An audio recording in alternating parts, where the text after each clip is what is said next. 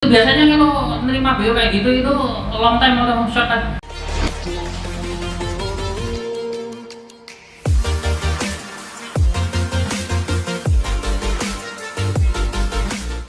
Assalamualaikum warahmatullahi wabarakatuh. Berjumpa kembali di podcast KPA Kabupaten Batang.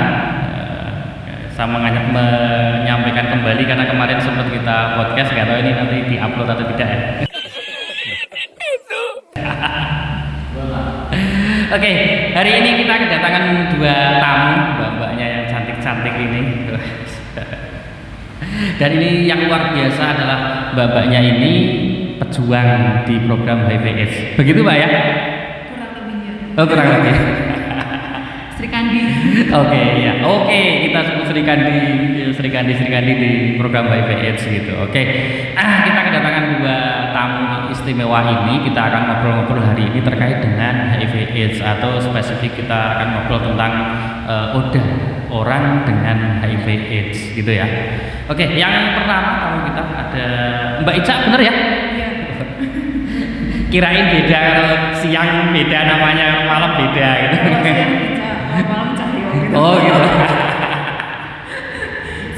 Oke, Mbak Ica. Ini jelas. Yang kedua adalah kita kedatangan tamu juga Sri Kandi di program HIV/AIDS yang selama ini sudah berjuang bersama kita, yaitu Mbak Agis. Ya. Benar ya? Siap. Oke, siap. Nah, hari ini kita bahas tentang HIV/AIDS. Kebetulan ini bulan Desember kita peringati sebagai Hari AIDS sedunia ya. Oke.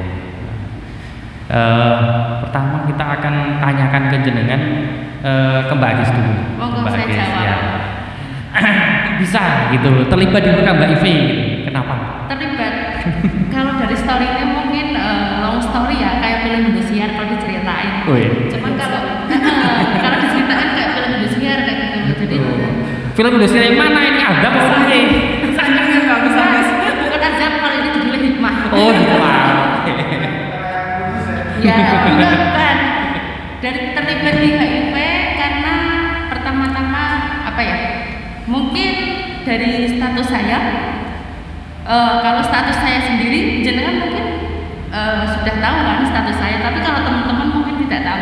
Oh ya, perlu kita sampaikan Mbak Agis ini salah satu pengidap HIV/AIDS. Kalau kita sebut adalah ODA. Begitu ya? Yes. Betul ya? Oke. Betul. Ya, terus Mbak. Dari story ini saya itu dulu terlibat di HIV, di bidang HIV itu mungkin apa dari status saya sendiri. Dari 2016 tanggal 29 September saya positif HIV. Masih Dan, ingat ya? Iya, itu pertama kali di itu di wisuda gitu. Oke. Itu bener-bener wisuda gitu. Dia Ada lulus katanya. kayak gini loh, saya tuh tidak ada gejalanya kayak gitu. Maksudnya Iya. kalau dilihat di Google, di koran, di berita-berita kan, waduh HIV itu kayak gini. Tapi saya baik-baik saja, sehat kayak gitu. Tapi setelah dites VCT, ternyata saya positif kayak gitu loh. Loh kenapa? Oh iya, aku kan dulu ngeweng kayak gitu. Bahasanya ngeweng. Bahasanya ngeweng kayak gitu. Batangnya keluar. Ya. Oh. Jadi itu pertamanya kayak gitu, terlibat HIV saya dulu memang katakanlah saya tuh ngeweng kayak gitu loh. Oke. Menyimpang seks kayak gitu loh. Ya dikatakan saya penjual lah, oke kayak gitu loh. Uang kan, jadinya aku mau aja gitu. Oke. Jadi terlibat di situ saya merasa divonis HIV, saya bener-bener down, stres kayak gitu. Seminggu aku nggak makan dan nangis. Tapi alhamdulillah memang seminggu. Seminggu ramangan saya urip Mbak berarti. Yo makannya cuma apa oh? Oh, Gimana kayak gitu loh. Tapi kan makannya aneh. Di situ saya mulai sadar mas, oh iya aku kalau misalnya nggak makan gimana anakku, gimana orang tuaku. Oke. Aku kan tulang punggung keluarga kayak gitu loh. Jadi saya perempuan tapi saya tulang punggung keluarga, nggak apa-apa lah, saya terima. Mungkin aja dulu aku pernah nerima manisnya, ya sekarang menerima pahitnya kayak gitu. Tapi ada hikmahnya juga, saya jadi ODA itu jadi terkenal. Saya dulu jadi LC itu malah terkenalnya cuma di kafe-kafe, tapi kalau sekarang bupati pun udah saya datangi. Oh. Berarti judulnya Oda Membawa Berkah. Ya. Ya, tapi pengen tahu sebenarnya perasaan pertama kali ketika tahu statusnya HIV positif gitu, apa sih yang berat bagi Mbak Agis? Kalau saya pribadi waktu divonis itu pasti down. Mas, bayangannya apa? Gitu? Bayangannya, aduh aku cepat mati ki, aku cepat mati ki kayak gitu kan. Piye anakku, piye wong tuaku, sedangkan aku tuh yang nyari nafkah buat mereka kayak gitu loh. Jadi ya bener-bener down. Tapi setelah teman-teman ada teteh saya, ini teteh nunggu yang jalan ceritanya. Waktu saya ketemu Mbak Ica itu di mana Mbak Ica? Bisa cerita pas ketemu pertama kali Mbak Agis? Kita ketemu juga di jalan ya. Ya. Di jalan. Berarti ketemu itu sudah VCT terus kemudian dapat status baru ketemu Mbak Ica atau sebelum? Dari sebelum kita temen sama-sama ngeleng. Cuma ngeleng saya terlempar dari Jawa Barat ke sini. Oh, gitu. Iya, ngeleng saya terlempar dari Jawa Barat terus terdampar di Jawa Tengah. Saya berkelana, judulnya berkelana, bukan mencari kitab suci ya Mas ya. Sejenis mencari jati diri yang jelas dan cari cuan ya. Berarti ketemu antara Mbak Ica Mbak Agis itu emang sebelum gabung ke program HIV atau sebelum lama sekali. Kita main bareng, kadang nyanyi bareng, apa bareng. Terus tahu ada temen yang ngajakin gabung ke program. Ada program pertama, saya sendiri juga nggak ngerti itu program apa gitu kan. Emang sebelumnya Mbak Agis, Mbak Ica pertama kali dapat informasi tentang HIV kira-kira kapan, gimana gitu? Dulu itu di kafe-kafe, di lokalisasi, di hotspot itu ada kegiatan kayak kalau kayak VCT mobile, ada pertemuan kayak gitu toh. Di Batang gitu ya? Iya, di Batang. Oke. Sebelum di Batang pernah ketemu program HIV? Enggak pernah. Belum pernah. Berarti ketemu program HIV/AIDS itu ya di Batang? Iya. Saya pernah ketemu di kota lain, tapi belum tertarik. Belum tertarik. Berarti sebenarnya kalau yang tadi masih nakal-nakal itu sudah dapat terpapar informasi HIV ya sebenarnya. Cuma ya belum tertarik. Ya dulu itu ya pernah pas main. Saya kan pernah main di Jogja, pernah main di mana gitu. Kalau dengar ada program HIV mau datang, sampai takut. Gitu. Iya. Apa yang dibayangkan kok takut? Yang dibayangkan karena mungkin kita ini beresiko ya. Iya. Kita beresiko terpapar. Akhirnya kalau ada yang kayak gituan kayaknya takut ntar gue malah tahu posisi gue kayak gini, terus gue tes hasil gue positif, gue gimana, gue jauh dari rumah gitu kan. Kalau kan gitu sempat lari-lari kabur-kaburan, pernah merasakan. Makanya sekarang kalau lihat teman-teman yang kabur-kabur itu udah kebayang dulu, berarti kebayang dulu sebelum gabung program HIV gitu ya. Iya, tapi setelah gabung apa sih yang ditakutin gitu loh. Berarti Mbak Agis juga dulu sebelum gabung ke program HIV, berarti sebenarnya sudah dapat informasi. Pertemuan kan, kalau misalnya perwakilan wilayah ini nanti pertemuan yang hadir PL-nya, AC-nya, tapi nggak ada yang hadir. Ya usah aku tampil aja lah, kamu aja Gis, kamu kan bentar ngomong. Teman-temannya kan dulu kan gitu. Oke. Terus di sana itu jelasin apa HIV ini kayak gitu. Aku nih cuek aja gitu loh, mesti ya kita namanya juga kan jadi kafe, ya udahlah kita beresiko kayak gitu. Keesokan hari ini ada VCT mobile dan aku dites kan positif. Mak, kemarin aku baru ikut pertemuan ternyata aku positif kayak gitu loh. Jadinya piye iki yang aku pas mau tes sebenarnya nggak kebayang nanti biasa aja, paling biasa tes gitu. Pas mau tes itu teman-teman yang satu kafe itu nggak ada yang mau. Kata bosku, "Nok, kamu aja wis, daripada ada yang dites nanti kafe ini kita ditutup." Kayak gitu loh. Jadi berarti sebenarnya sudah ada kesadaran juga dari pengelola kafenya ya sebenarnya. Maksudnya kamu nimbrung aja, paling itu cuma pertemuan kayak gini aku pun nggak tahu. Tapi aku sebelumnya udah ngerasain sih kalau gejala-gejala itu kan aku demam, kayak masuk angin. Aku biasanya kalau masuk angin kan minum itu udah sembuh toh. Ini udah seminggu kayak gitu loh. Aku sakit apa tapi nyantai aja, pikirku karena aku minum minum sebenarnya. Untung nggak botol-botolnya tidurnya habis subuh gitu. Iya. Mungkin akan kecapean, akan minuman kayak gitu kan. Waktu dites, kata bosku kan kamu kan sehat-sehat aja. Soalnya yang lain kan kayak ini kayak gitu gitu. Sedangkan aku kan stamina-nya fit kayak gitu, sampai tes aja. Strong sendiri dibanding yang lain. Jadi aku wis tes, kamu positif, kan aku sehat kayak gitu loh, soalnya nggak ada gejalanya kayak gitu. Setelah aku nggak lihat di Google, aku nunggu pengumuman berikutnya. Dulu itu ada PS atau temen, belum PS kalau dulu mah, kalau dulu kayak relawan. PE. Bukan. Kayak pendamping tapi bukan jadi pendamping. Iya Oh, gitu. kayak relawan kan. Relawan, oke. Yes kan positif, gini. Iya, terus ana obatnya Pak. Ono, kita ke dokter Ki. Aku di rumah sakit RSUD Batang. Aku nangis sama Bu Dokter. Mbak jenengan nggak usah nangis. Jenengan itu temannya banyak. Lagian kan jenengan sudah menyadari kalau saat itu sudah dikasih tahu ya bahwa Iya. temannya banyak karena Benar. di Batang kasusnya sudah banyak gitu. Iya. temannya banyak. Aku bilang kan si Bu Dokter tanya Mbak kerjanya apa? Saya PL Bu. Aku terus terang oh berarti beresiko. Oh gitu ya. Jadi aku dapat pengarahan dari dokter juga. Cuman kalau dulu pengambilan obatnya aku pernah putus 2 minggu. Itu apa ya? Beliau sudah meninggal sih yang mendampingi saya. Itu setiap kita ngambil obat itu harus ada uang makan, ada uang transport, uang rokok. Ya kita kan stres kan. Soalnya kan dia bukan dari program ya Mas ya. Oh, iya. Jadi kan dia Bukan tetap gaji. cari Iya. gitu. Akhirnya aku putus 2 minggu nggak minum obat. Mbak Ica tampil, ayo kita minum obat ini, dirayu lah. Akhirnya aku minum obat. Setelah itu aku masih aktif Mas, masih aktif jadi PL. Tapi terima BO-nya orang wis mau dhisik. BO-nya mari. Ya kan memang dorongan kita teman-teman di lapangan itu biasanya kan untuk mengurangi resiko kan memang mengurangi frekuensi seksual kan gitu. Kalau dulu kan BO berapa 1 juta, murah kok. Ya bisa tambahin mangga terus 1 juta murah nih berarti. Wis. Murah loh, Mas. Wih, berarti cari video ini. 1 juta, murah banget nih. Terus tambah berapa, tambah 1 juta lagi gimana lah gitu. Lah kamu kan janda tapi kan aku bisa kayak gitu kan. Kita kan layu kayak gitu.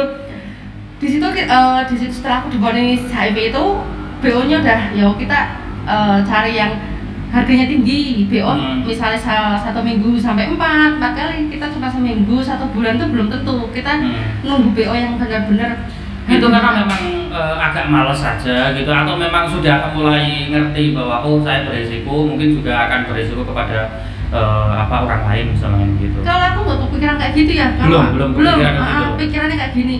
Oh aku tuh HIV positif itu karena aku kayak gini. Ya wis lah aku nggak usah mulai lagi. Tapi kalau masalah minum-minumannya kita masih aktif walaupun kita tadi menerima BO itu maksudnya agak nolak-nolak kalau nggak tarik tinggi nggak diterima itu memang karena ya pikiran bahwa takut menularkan ke orang lain atau memang ya karena sudah kayak gini daripada nanti nggak lama-lama hidup gitu misalkan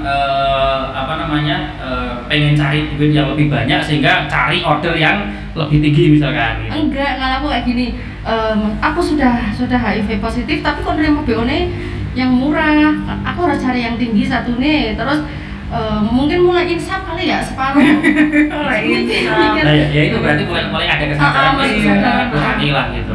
Iya. Itu biasanya kalau nerima BO kayak gitu itu long time atau short time?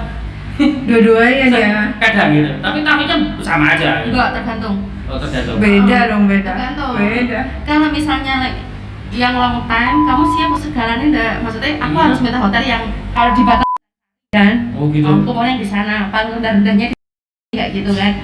Terus sebelumnya kita ke sana kita shopping sih. Kebutuhan PL itu apa kayak gitu loh. Kecantikan lah, kostum lah kayak gitu. Jadi oke lah kalau misalnya sudah fix kita long time kebutuhannya dicukupi dulu habis baru itu kita long time bisa. Kalau short time sih nggak ada jarang. Nah di situ aku mulai aktif sebagai aktif di HIV itu aku tuh kadang mikirnya kayak gini loh, aktif itu aduh teman-teman pernah kan aku pernah dengar katanya kafe-kafe hotspot mau ditutup terus teman-teman mau kerja apa kesian kayak gitu kan.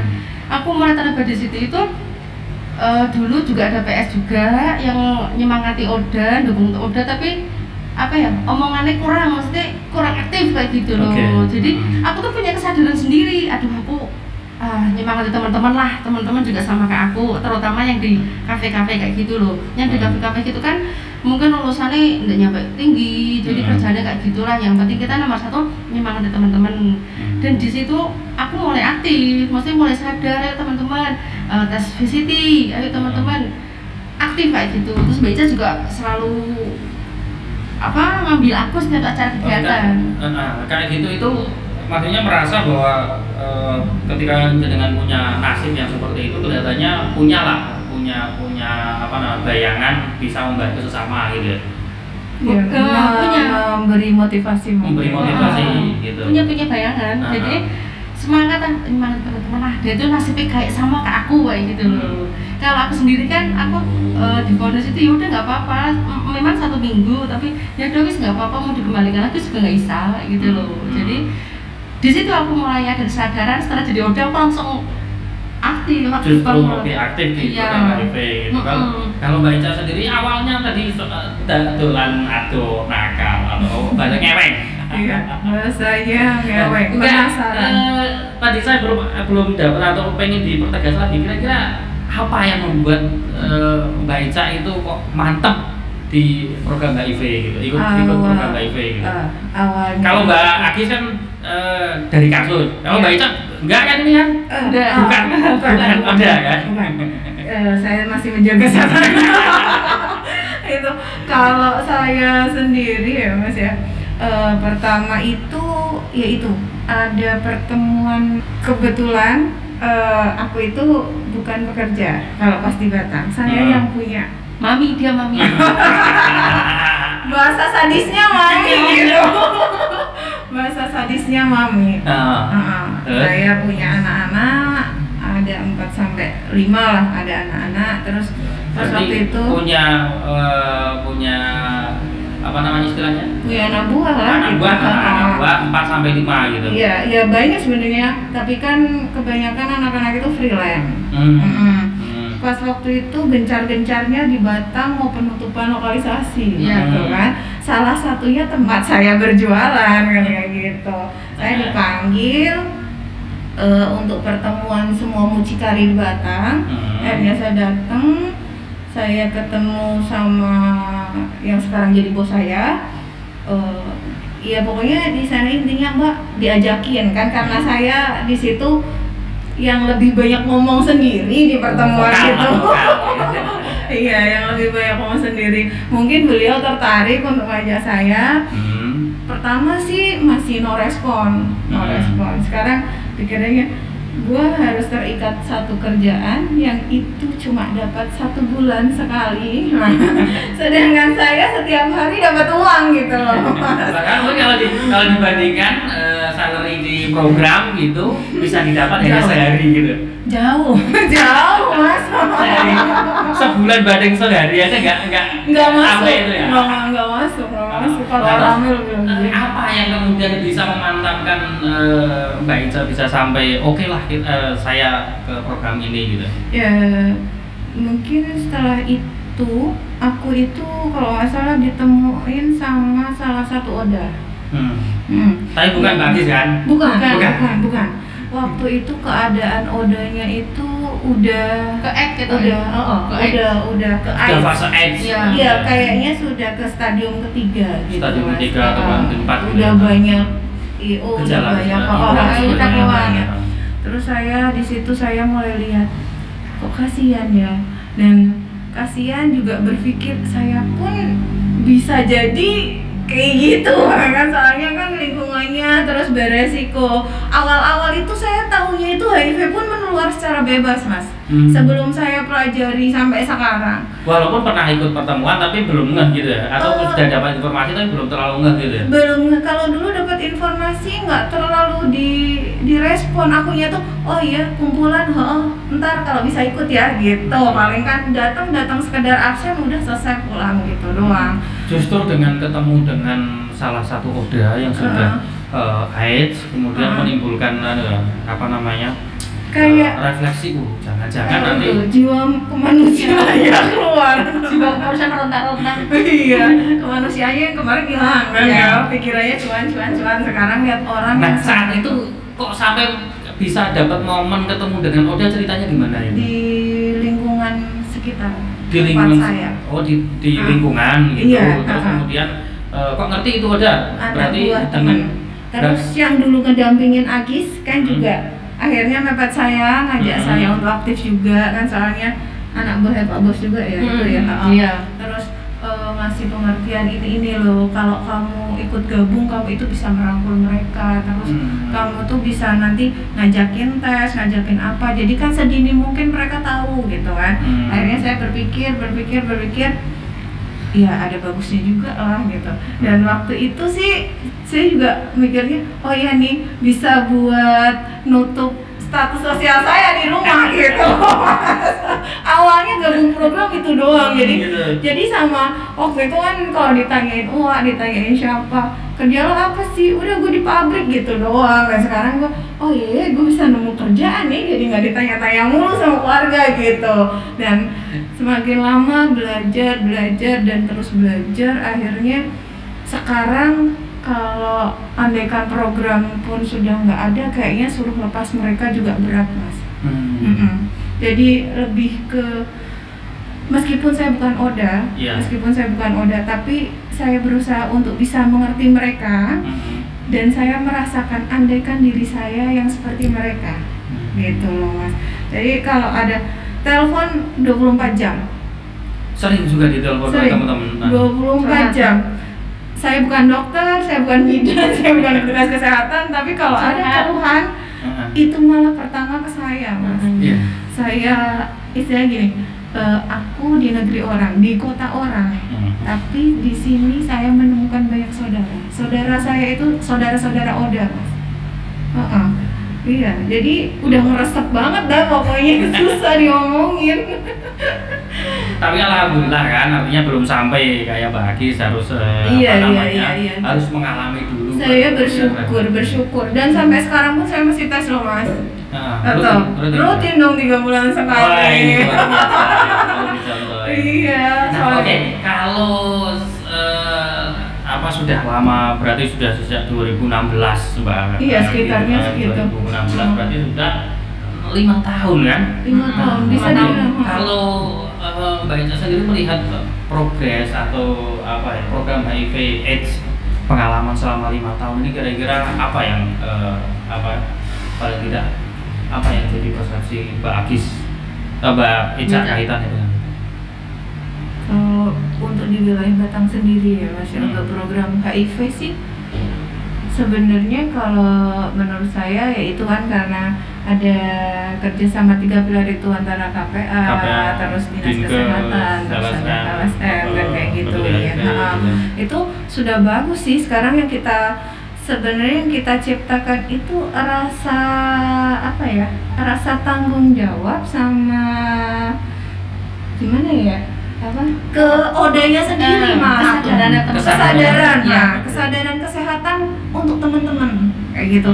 Dan sekarang ini masih banyak teman-teman Oda yang masih lari-larian kayak gitu. Soalnya di Batang sendiri kayak gini loh, Mas. Untuk bidang HIV kan kayak Dinas Kesehatan sudah peduli kan, KPA sudah. Jadi dari kesadarannya Oda sendiri ya, kalau pemerintahan sih kayaknya sudah care ke Oda gitu. Justru yang diharapkan ketika orang ngerti dengan status HIV-nya, harusnya sih ngerti bagaimana perawatan kesehatannya gitu. Iya, betul. Tapi kan kadang teman-teman kayak gini loh, apalagi kalau misalnya positif, orangnya itu bandel. Sudah dikasih tahu kan ada obatnya, dan obatnya itu gratis. Kalau pakai umum pun cuma bayar pendaftaran kan.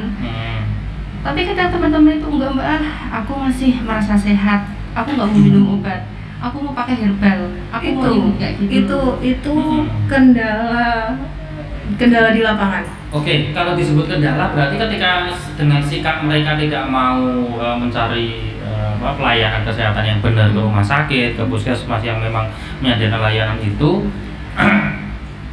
kerja berat berarti di Mbak Ica sama Mbak Agis. Kalau dibilang berat enggak sih. Saya kerja gini ya, Mas ya. Maksudnya kan berat sih berat. Kita pengen ngajak mereka untuk ayo loh. Teman-teman ini sudah pengidap HIV, biar tidak cepat masuk ke fase AIDS, itu kan harus menjalani proses pengobatan yang benar gitu kan. Tapi berarti di Batang banyak juga atau masih ada lah beberapa yang memang sulit untuk diajak seperti itu. Apalagi kalau itu posisinya teman-teman masih sehat, Mas. Mereka masih merasa sehat, dan kadang karena obat HIV pun akan ada efek samping ya Mas ya. Mereka kadang nyoba sekali, tapi selalu dibilang itu, Mbak sama Biasanya itu mau ngobatin apa malah mau bunuh saya? Saya malah pernah seperti itu. Iya, Kalau benar, ada gitu. pertanyaan Biasanya seperti itu. efek sampingnya apa yang muncul Mbak Gis? Kan masing-masing. Hmm. Kayak aku udah tapi sudah hafal obatnya dari yang jenis dari yang obat umum sampai yang obat spesialis kayak gitu loh. Jadi obat HIV kan katanya nggak ada obatnya kan, iya HIV nggak bisa disembuhkan kan, tapi bisa dengan ARV itu obatnya HIV itu kan namanya ARV. Bisa tetap menjaga kualitas hidupnya tetap sehat. Karena aku cuma kata teman-teman kayak gini, Pak urip apa mati kayak gitu loh. Jadi kalau misalnya tapi ada juga LFO itu loss follow up ya. Ada juga yang misalnya aku masih sehat kok Mbak, nggak minum obat nggak apa-apa, aku minum herbal terus kayak gitu. Kadang seakan-akan kayak menantang kayak gitu loh. Kalau yang follow up itu banyak, sadaran teman-teman itu ya kayak gitu.